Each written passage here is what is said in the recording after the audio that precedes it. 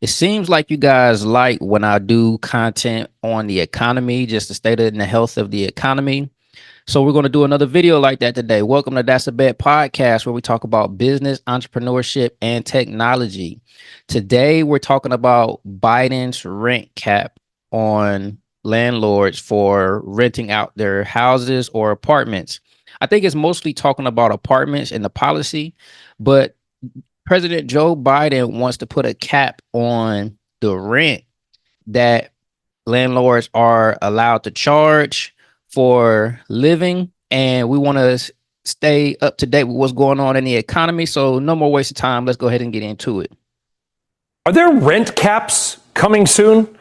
President Biden expected to unveil a new proposal to try to cap rental costs nationwide. It could come out as soon as tomorrow.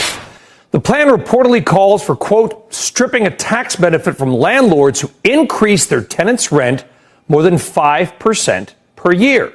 And this might be... Okay, I can see that.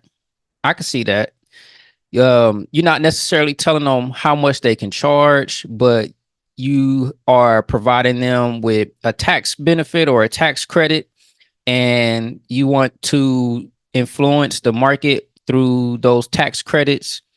Yeah, I definitely see that. And as far as rent prices are concerned, they were actually skyrocketing. I'm here in Atlanta, but I know across the country, not everywhere in the country, but across the country, rent prices have been skyrocketing pretty high. And recently, probably within the last 1 to 2 months, I've actually seen the rent prices start to flatten out or to try to reverse a little bit and actually go down somewhat.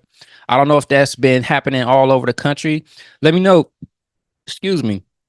Let me know what city you guys are in and how the rent prices have been. If they've been skyrocketing, if they've been flattening out, or if they have been starting to reverse from all the high inflation. But this is interesting to see that President Biden is actually thinking about implementing some type of policy to prevent landlords from taking them up above that 5% threshold. The plan would not cover units that have not yet been built. Now, if you remember, the president obviously or previously hinted at this idea during his post-NATO press conference last week, and we highlighted it on the show. I think we were the only ones to do that. Now, there's still a lot to figure out in the idea, including whether it would even be legal. But one big question is how it might impact the housing market, if at all. With us tonight for more on that and more is Heyman Capital Management founder and chief investment officer. I know they got to do something. I've been looking at different content and watching the real estate market. And right now, with the way that interest rates are, the way that rent prices are, the way that home prices are, everything is going up and up and up. And I'm not sure if people will come into a new term with their mortgages or whatnot. But as we like to say on this channel, we're going to learn about the economy and learn about the market just to try to figure out how we can make better decisions when it comes to investing, especially when it comes to working for ourselves. We have to kind of be on top of it a little bit more because, we don't have any 401k or anything like that. We pretty much do all of our investing ourselves. We could pay investment managers, but I believe if you're watching this video, you probably like to do things yourself, hands on. So this is going to be interesting to see how this all folds out. Kyle Bass. We're also going to hit on some China news. But Kyle, given that you're one of the first guys, the main guys who spotted the subprime crisis, you're a real estate investor yourself. The rent is too darn high. We want rents to come down, I would imagine, because they're expensive.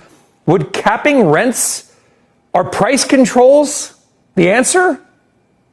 I mean, first of all, Brian, great to be here. Second of all, I think we all know that artificial price caps and artificial means of trying to influence a market never work.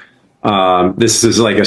But see, that's somewhat of a catch-22. When he says that artificial price caps won't work, I know that here in Atlanta, and it had to cover other areas too. I know that the Biden administration, they've been paying attention to the housing prices and the rent prices and things like that. Recently, here in the state of Georgia, I don't know to what jurisdictions it went to, and it may have applied to states outside of Georgia, But the FBI, they have subpoenaed a bunch of big landlords because they were under investigation for using artificial intelligence and colluding with other landlords in the market to figure out what prices to charge for their units so that they can get the maximum amount. And all the landlords, they were putting information into this system that would use AI to spit back on recommendations on what they should charge and what units they should have available and how many units they should keep unavailable. And the government basically came in and said, nah, yeah, you can't do this. This is like price fixing. This is like collusion, and this is hurting the market. Basically, it was driving the rents up. And I would say after about a month of hearing about that news, I began to see the rent prices in Atlanta drop. So I don't know if that had something to do with the rent prices actually starting to reverse, or if the occupancy rate had something to do with it. But when he says, artificial caps don't work, now we have to worry about landlords and companies using artificial intelligence, to try to maximize the rents as much as possible. So I don't know how I feel about that. If artificial price caps don't work, but then the market is using artificial intelligence, on the market, that's kind of contradictory. So let's see what he says next. South American populist move. He's trying to influence voters on the low end. And by the way, we've talked about this before. This election, it's more about Trump and Biden now, but I'll tell you, before the events of this weekend, the horrific events of this weekend, this election is really about inflation and runaway migration. Those are the two things that people are voting on in the ballot box. And the government's own inflation index for housing, the FHFA housing index, is up 50% since the beginning of COVID. That's 50, Brian. So whether you look at owner's equivalent rent and the manner in which the Fed and the administration reports inflation, or the way people feel it in their pocketbook, they just had housing prices, and the cost of living has increased dramatically because of the money they printed. And now they're trying to, backpedal and try to put on artificial price controls on a free market. And I think it's just an admission of guilt that wages haven't moved nearly as much as asset prices have. It's almost like an overreaction to the overreaction, right? We had the overreaction economically during COVID. We needed a lot of help at the beginning of COVID, but they, like government does, they went too far one way. The Fed kept rates way too low for too long. What you just said happened. Now they're panicking at the ballot box or the battle box. You pick, Kyle. They're panicking, and they're trying to figure out what they can get a headline out there. I just don't know. We need more housing in America. This may not be sort of applicable to new builds, but if I'm a landlord and I see this floating out there and I'm thinking about building a new building and I'm wondering, well, they may change the rule on me at any time. Why the hell would I build a new building? It is. That's a good point. As a landlord, somebody that's thinking about building a building, when they see that the Biden administration wants to put this rent cap on what landlords could charge, it stifles business. It's going to prevent landlords from creating more supply in the market, and we definitely need more supply. At least it looks like we need more supply with how high the rent prices have been. But that's interesting to think about. As a landlord, would you guys open up or build a brand new building if President Biden was floating the idea around of putting 5% rent caps? Or basically 5% rent caps. You can't take your rent above 5%. I don't know what the standard rate is for increasing the rent on a tenant, but 5% seems like a hefty amount. That's interesting. I don't know what you guys think about this. Let me know down in the comments.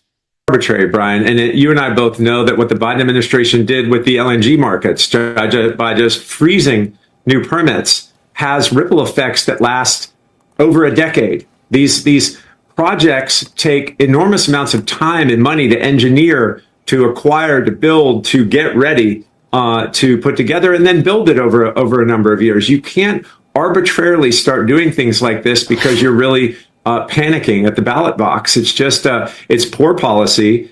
It feels like we have the Keystone Cops running the place, and unfortunately, after Biden's press conference, or I guess it was the debate and then the press conference, we all know that it's not really him running the show up there. It's a group of people that are panicking after creating such an enormous inflation, which really demoralized the poor and the middle class. I think they're just trying to go back and make the poor feel like we're going to help them out. And I think it's not a positive thing for U.S. capital markets, capital formation, or to your point, Brian, we're going to desperately need new houses built. I don't think that's going to work. They're trying to say that he's floating the idea of this rent cap around to galvanize people that don't make a lot of money, that will be interested in receiving a cap on their rent, and thinking that that's somehow going to help him politically.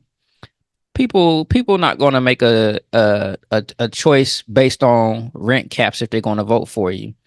Now they might do it for the student loans, but for the rent cap, I think it's not insignificant, but it's not in your face. It's too subtle. You know what I mean? It's too subtle. President Joe Biden, if you're listening, that's too subtle. All right. If you want to impact the people and you want them to, at this point right now, with the way everything is going, President Joe Biden, you're gonna have to take away them student loans, man. Like, cause Trump, it seemed like Trump is in the lead like too much. And they're trying to kick you out of your own party. Is trying to kick you out of office right now, or kick you out of the nomination. And in order for you to get the hearts of the people, to get the minds of the people, you got to do something drastic, because something drastic happened on the other side. You got to match that energy. So if you listen on this channel, go ahead and do something about them student loans, man, because I don't think nobody wants to pay them. That's not subtle. And the economy would experience a boost because people's credit would go up, people's debt will go down, and the effects of that type of impact will happen over several years, probably about 10, 15 years.